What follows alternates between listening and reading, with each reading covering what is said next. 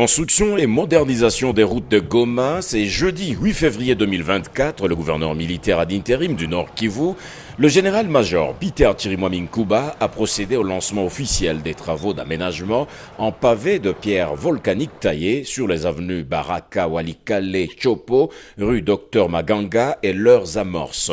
Ces travaux, sur financement du gouvernement provincial du Nord Kivu, vont être exécutés par l'entreprise Joka Strading SARL, d'une longueur de 3080 mètres linéaires, et le coût total est évalué à plus de 2 millions de dollars américains pour une durée de 12 mois, selon l'ingénieur Tyson Eyenga de l'Office de voirie et drainage OVD au cours de sa présentation technique. Les travaux de pavage que vous avez l'honneur de lancer aujourd'hui couvre un linéaire total de 3080 mètres avec une largeur de 6 mètres pour une durée maximum de 9 mois hors intempéries.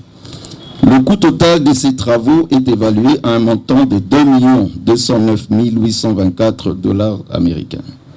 De la consistance de travaux. Reprofilage du terrain naturel en vue de préparer la plateforme de la chaussée. Pose de remblais en tout venant volcanique. Pose de la couche des fondations en scorie volcanique. Pose des bordures. Pose de la couche des bases scorie volcanique. Pose de la couche de roulement en pavé des pierres volcaniques taillées. Aménagement de 3 puisards modernes. Et pourquoi nous disons moderne, Excellence? Vous aurez les explications tout à l'heure. Aménagement des filets d'eau pour drainer les eaux des rugissements.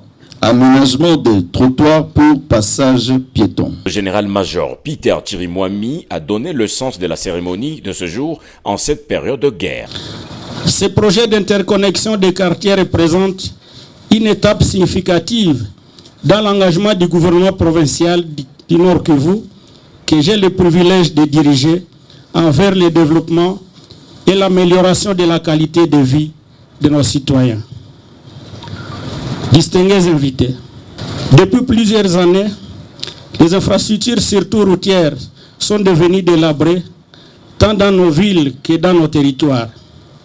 Quoi de plus normal de rendre donc un vibrant hommage sincère et chaleureux à un leader exceptionnel, notre président de la République, son Excellence Félix Antoine Tshisekedi Tshilombo, pour sa vision et sa volonté éclairée des transformations significatives de nos entités où les projets d'infrastructure sont au cœur de son agenda.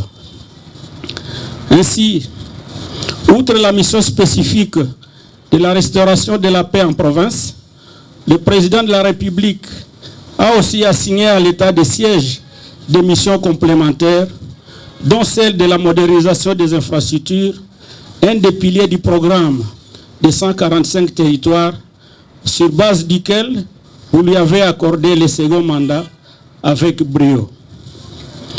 C'est donc dans ce cadre que le gouvernement provincial a pris l'option de s'attaquer aussi à ces grands chantiers à la fois dans les villes de Goma, Beni, Butembo, mais aussi dans nos 6 territoires, car nous devons le savoir, l'état de siège rime bien avec les actions du développement. L'objectif de ces projets est multiple. Tout d'abord, nous visons à améliorer l'accessibilité et la fluidité du trafic, facilitant ainsi les déplacements quotidiens des résidents et des travailleurs de cette ville touristique que nous voulons toujours propre et dynamique. De plus, nous cherchons à créer un environnement urbain plus esthétique et convivial, favorisant un sentiment de fierté et d'appartenance parmi les habitants de la ville de Goma.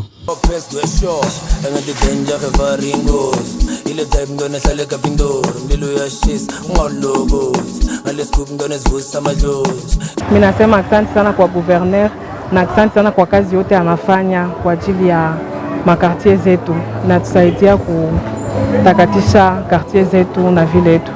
Kutakuwa 5 km itakuwa asfalte. Beni pia kutakuwa 5 km ambayo gouvernement provincial inatafuta kuasfalte. Hizo pesa ambazo raia analipa matax kwa DGRNK, hizo pesa ambazo gouverneur wetu, kwani yeye si mwizi, ana affecte kwa kazi za maendeleo, mabalabala, Butembo, Beni, leo tuko Goma na kadhalika. Nous n'allons pas quitter la ville et nous allons continuer à travailler comme d'habitude. C'est pour aussi rassurer la population qu'elle doit avoir confiance à son armée.